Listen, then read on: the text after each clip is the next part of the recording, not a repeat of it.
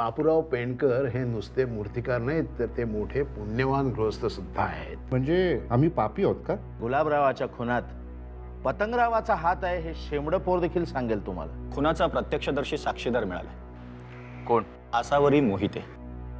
आणि शक्यतो रात्री अपरात्री एकट्याने उशिरापर्यंत घराबाहेर राहू नका. खरंच छान आहे. सचिन बघ रे. बघ बघ, तुम्ही दोघांनी पसंत केली आहे ना, झालं तर मग मला फोटो पाहायचा नाही.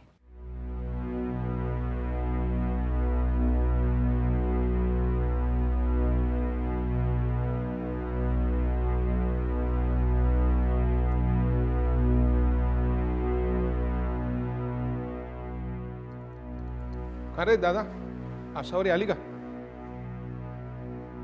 नाही अजून. अजून नाही? पोलिसात वगैरे गेले नाही ना ती? दादा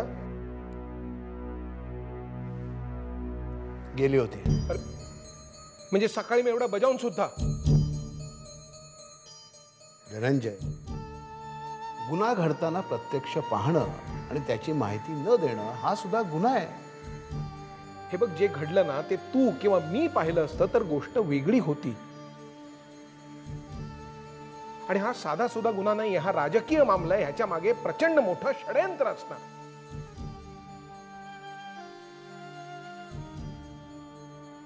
हे बघ दादा, उद्या सावरीनी त्या गुन्हेगाराला पाहिलंय ही गोष्ट त्यांना कळली तर ते काय वाटेल ते करू शकतात. दादा, आपली सावरी ज्या रस्त्याने शाळेला जाते येते त्या रस्त्यावर फारशी रहदारी सुद्धा नाहीये. अशा वेळेला आपण अशी रिस्क का घ्यायची? अरे तुला का तिची काळजी आहे की नाही? असं कसं शक्य आहे धनंजय? पण एक सुजाण नागरिक म्हणून मला जे वाटलं ते मी तिला सांगितलं. अरे पण एवढी इमानदारी दाखवून काय मिळणार आहे आपल्याला? उद्या सावरीने त्या गुन्हेगाराला ते ओळखलं आणि कोर्टात तशी साक्ष दिली ना तरी वरतून राजकीय प्रेशर आणून ते प्रकरण दाबून टाकतील.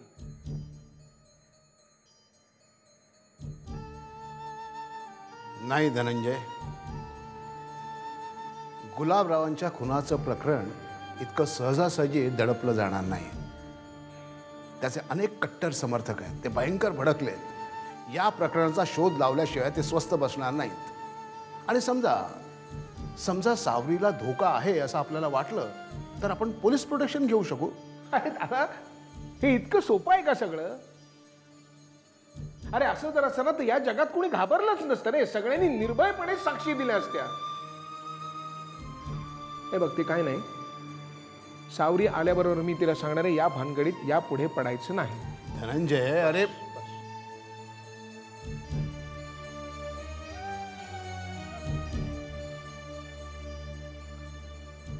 आपण सामान्य माणसं घाबरतो म्हणून या गुन्हेगारांचं फावतं. कसं कळत नाही याला?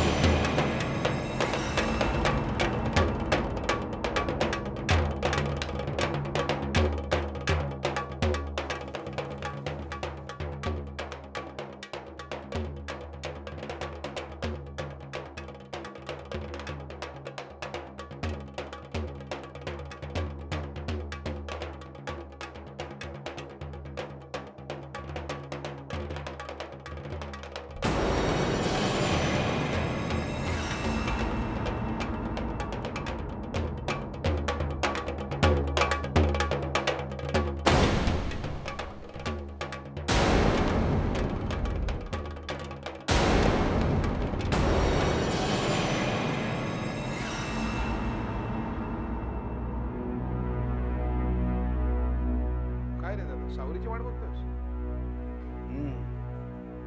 तिला म्हणाली होती उशीर होईल म्हणून, पण इतका उशीर. अरे ये, काळजी करू नको, येईल. चल, ये. सावरे, काय झालं? तू आत ये, अरे आत ये, आत ये. बस बस ये, पर्स. सावरे, सावरे, घाबरल्यासारखी का दिसतेस? थांब तू जरा अंतरा, जरा पटकन पाणी घेऊन ये बरा. शांत राहा, शांत राहा, शांत हो.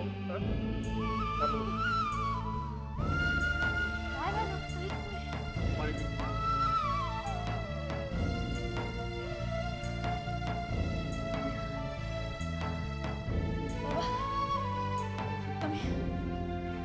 परत एकदा त्या गुलाबरावच्या पुण्याला परत एकदा बघितलं.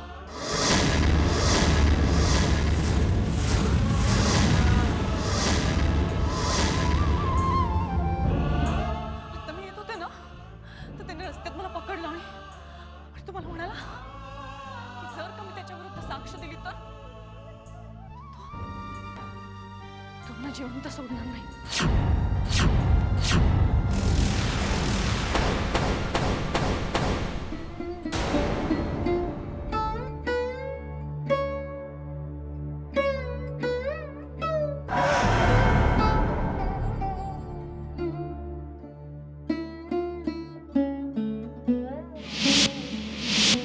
सावरे, मी तुला सांगितलं होतं, आता तो तुझ्या मागावरती राहणार. अगं उद्या त्याने तुला काही केलं तर? अरे पण धनंजय, तो खुनी मोकाट फिरतोय, पोलीस त्याला पकडत नाहीयेत, त्या खुन्याला शिक्षा नको व्हायला? दादा, शिक्षा त्याला नाही, शिक्षा आपल्याला होणार आहे. आणि मग पश्चाताप करायला सुद्धा वेळ होणार नाही. ते काय नाही दादा, तू तिला स्टेटमेंट मागे यायला सांग.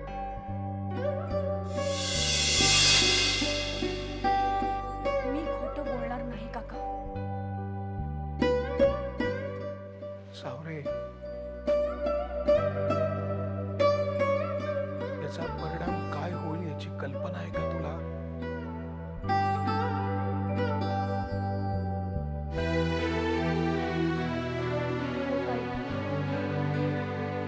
काकांचं बरोबर आहे. तू नको या भानगडीत पडूस.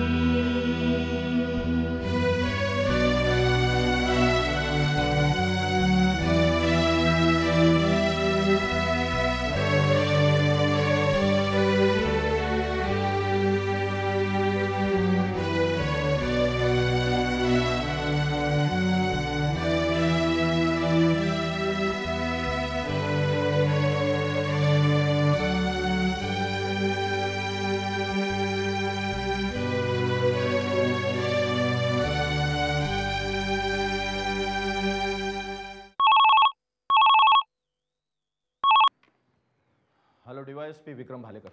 मी बापूसाहेब थोरात बोलतोय. गुलाबरावच्या खुनाचा तपास ताबडतोब थांबवा.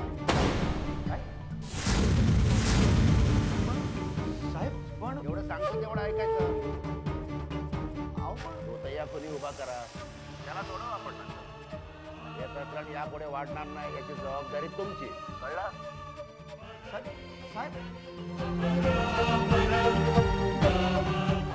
Dam it. साले राज्यच तोतयांचं झालं. पदावर कुणीतरी तोतया आणि सूत्र मात्र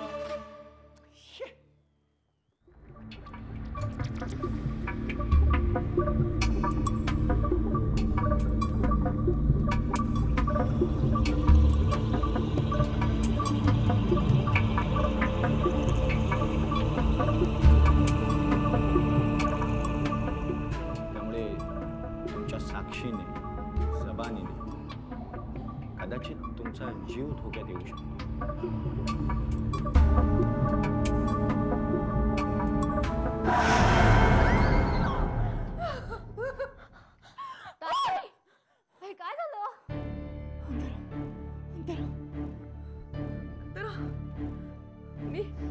मी तो गुलाबाचं फुल स्वप्नात बघितलं, परत बघितलं मी.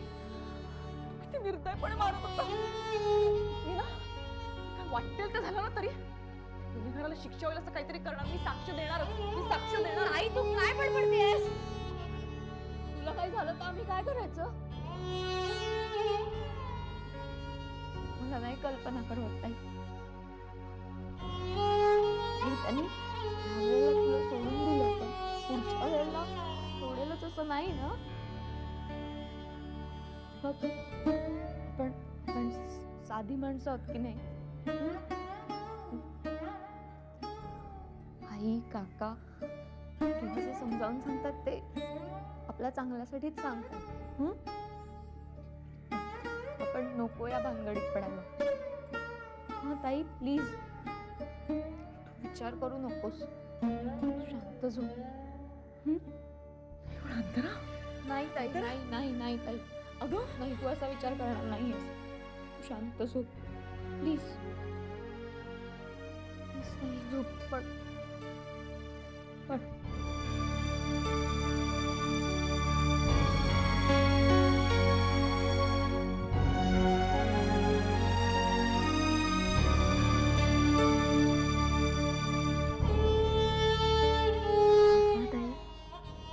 काळजी करू नकोस, शांत झोप.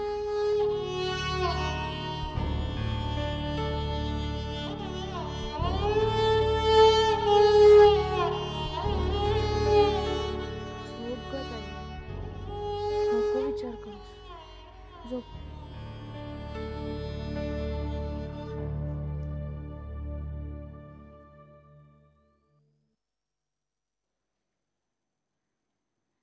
सावरे, कोणाची वाट बघतेस? नाही नाही सावरे, काल रात्री नीट झोपली नाहीस का? डोळे का असे जागरणासारखे? नाही बाबा, असं काही नाहीये. विचार करतेस कसला तरी? चहा घे, बघते. हॅलो, कोण बोलतंय? मी सुधा मोहिते बोलते. आपण कोण हवे तुम्हाला? म्हणजे आसावरी मोहितीची आई. तुमच्या पोरीला नीट समजावून सांगा. लहानपणा पोलिसात गेली तर मी कापून ठेवीन तिला, समजलं? कोण आहात तुम्ही? एक घंटे नंतर कळेलच तुमची पोरगी मेल्यावर. नीट समजावून सांगा तिला, नाही का?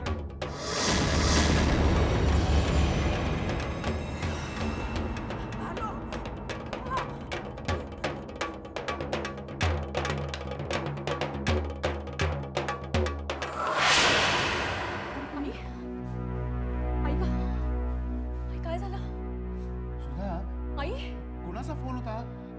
बोल की.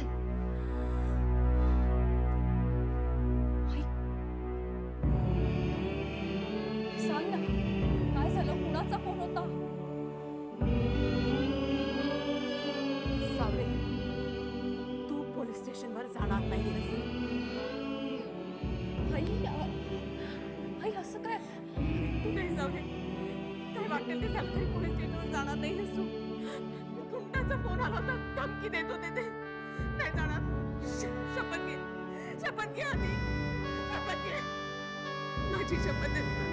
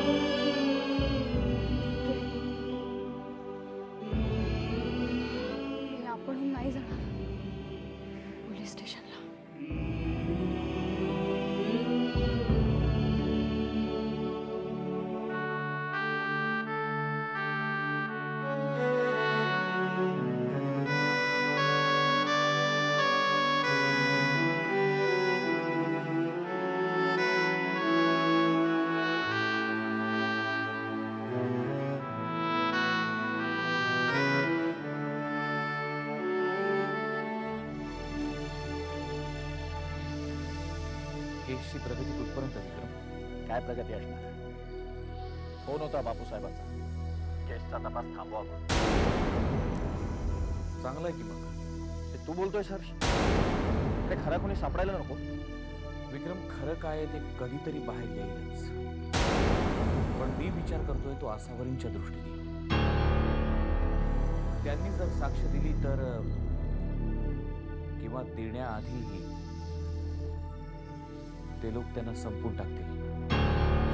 आधीच मोहिते कुटुंबावर काही कमी संकट आलेली नाही, आणि त्यात आता या सगळ्या प्रकारामध्ये आसावरींसारख्या निरपराध व्यक्तीच्या जीवाला काही त्रास होऊ नये असं मला वाटतं विक्रम. नाही हर्ष, लोक आता पूर्वीसारखे अजाण राहिलेले नाहीयेत. कुठली केस दाबली जाणार आहे ना हे त्यांना आधीच कळतं. Anyway, हे प्रकरण आता परस्पर मिटवावं लागणार. निराश होऊ नकोस विक्रम. या केसच्या तपासात मी तुला मदत करीन, अनऑफिशियली. माझा तर त्या पतंगरावांवरच संशय आहे. बापूसाहेबांच्या फोननी त्यावर शिक्कामोर्तब केलं. तुझी जपून राहा त्या माणसापासून.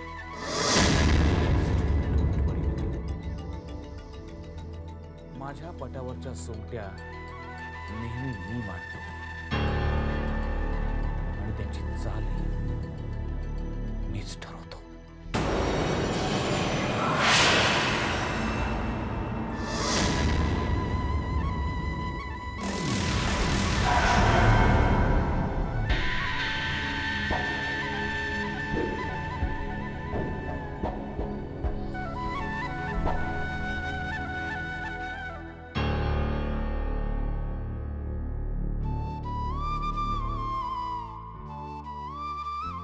ताई, चल पटकन लायब्ररीत जाऊन येऊया.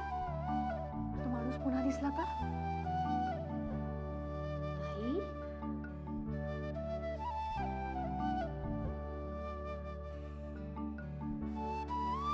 माणसाचा चेहरा नजरेसमोरून जातच नाही. इतकी कशी निर्दय होऊ शकतात माणसं? एखाद्याचा प्राण घेण्याइतपत? आपण तर फुला पानांवरही जीव टाकतो. तो गुंडच आहे ग.